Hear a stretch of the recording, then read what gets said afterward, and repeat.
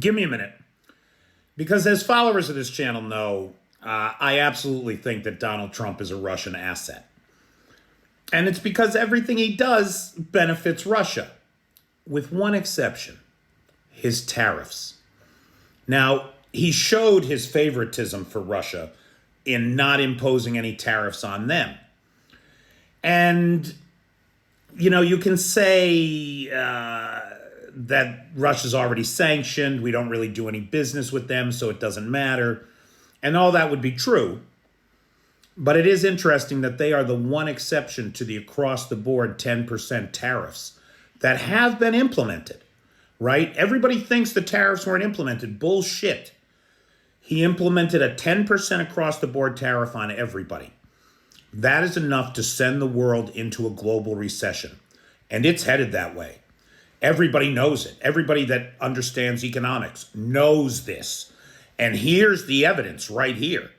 Look at the price of oil. It is crashing, for two reasons. Everybody knows that a global recession is coming because of Trump's tariffs and his absolute inability to manage the American economy. And then on top of that, you've got producers like Brazil, Venezuela, Norway, and Saudi Arabia increasing production, driving the price down further.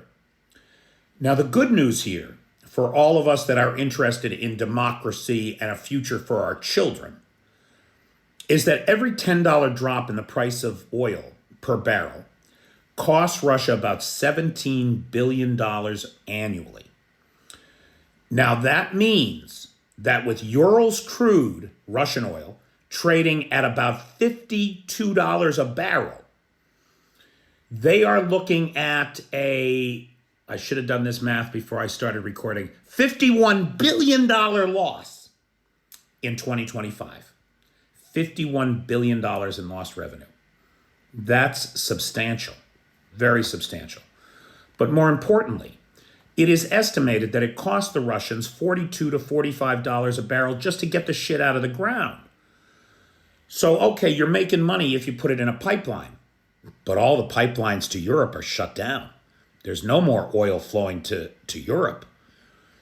One of the pipelines, the Siberia pipeline to China, is still operating, but everything else has to go on ships. That's an extra $12 a barrel in transport fees. That means that Russia is now losing between $1 and $5 a barrel for every barrel it sells. It's losing money. And oil sales is 1/3 of the Russian economy today. Before the war, it was 2/3, right? Now it's only 1/3. And it looks like it's taken a nosedive from there.